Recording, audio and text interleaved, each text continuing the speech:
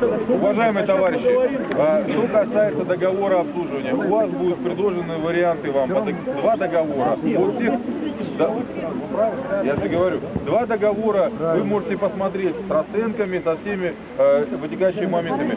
Будет у каждого из старших подъездов, вы сейчас назовем старших, вот те, кто с нами постоянно контактирует, те люди, которых вы знаете, потому что я, к сожалению, не всех знаю, да, и просьба просто активно поучаствовать, в 10 дней помочь сформировать вот всю юридическую базу для того, чтобы мы приняли решение, и вы ознакомились со всеми документами.